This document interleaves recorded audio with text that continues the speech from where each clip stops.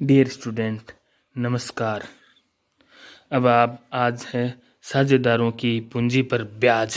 इसका सूत्र है अमाउंट ऑफ कैपिटल, यानी जितनी कैपिटल साझेदार ने लगाई है वो गुणा रेट बटा 100 गुणा पीरियड इन मंथ्स, जितने महीने के लिए लगाया है पूंजी वो आ जाएगा पीरियड बट्टे 12। पहली महत्वपूर्ण बात यह है, जितने समय के लिए पैसा इस्तेमाल हुआ है उतने समय का ही ब्याज लगाया जाएगा। उदाहरण के लिए देखो, दूसरा में मतलब पहले जनवरी को 1 लाख रुपए पूंजी थी, अप्रैल को इसने 30,000 रुपये पूंजी और लगाई और सितंबर माह में 10,000 रुपये कैपिटल इसने वापस निकाल ली।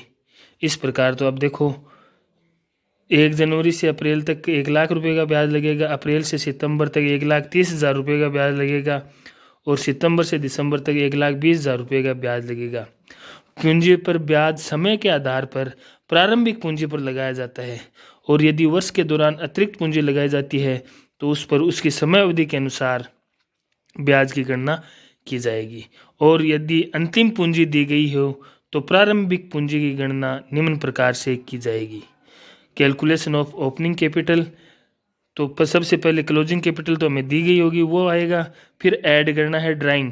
क्वेश्चन में ड्राइंग हमें आहरण किया गया है इतनी बार, वो दिया हुआ आएगा, वो ड्राइंग घटानी है। और लॉस अगर क्वेश्चन में कहीं दिया हुआ होगा लॉस हो गया तो वो भी घटाना पड़ेगा। फिर ये तो ऐड करने पड़ेंगे ड्राइंग और लॉस, अब लेस करने पड़ेंगे एडिशनल कैपिटल और प्रॉफिट।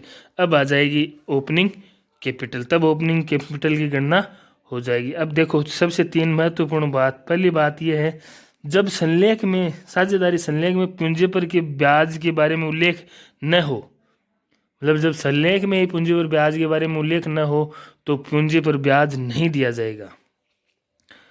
दूसरी बात, उल्लेख साझेदारी संलेख में उल्लेख है लेकिन स्पष्ट नहीं है आने पर देना है या नहीं, तब 3 सिचुएशन आएंगे। तब फर्म लाभ में हो तो पहली सिचुएशन ये है, हानि होने की दशा पर नहीं दिया जाएगा। दूसरी सिचुएशन, लाभ पूंजी पर ब्याज के बराबर या ज़्यादा हो तो इंटरेस्ट ऑन कैपिटल अलाउड होगा।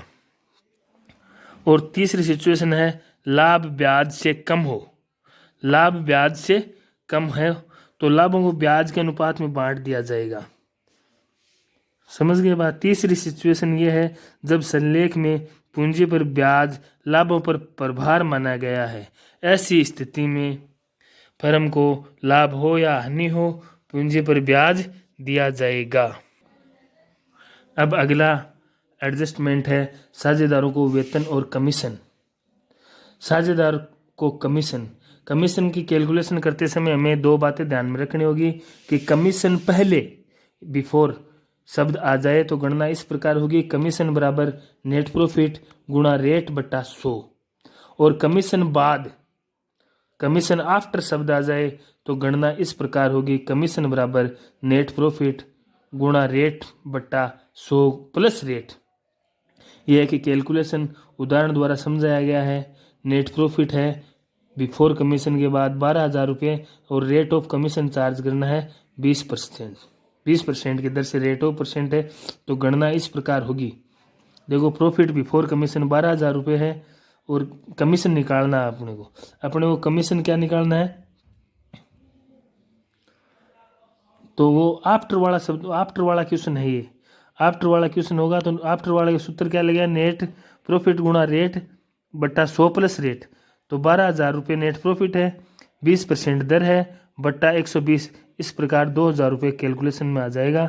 और जब क्वेश्चन में यह नहीं बताया गया है कमीशन बिफोर है या आफ्टर है तो कमीशन को हमेशा बिफोर माना जाएगा और पहला सूत्र लगेगा। अगर साझेदारों को वेतन देना है तो हमें दिया जाएगा कि 2,000 रुपये या 4,000 रुपये या 5,000 रुपये पर महीने से वेतन देना है। तो 5,000 होगा तो 12,5 60, 4,000 होगा तो 12 चौको 48, 3,000 होगा तो 12 3 36। अगर 8 महीने देना है, 6 महीने देना, वो कैलकुलेशन अब क्वेश्चन में हम आसानी से कर लेंगे। Thank you.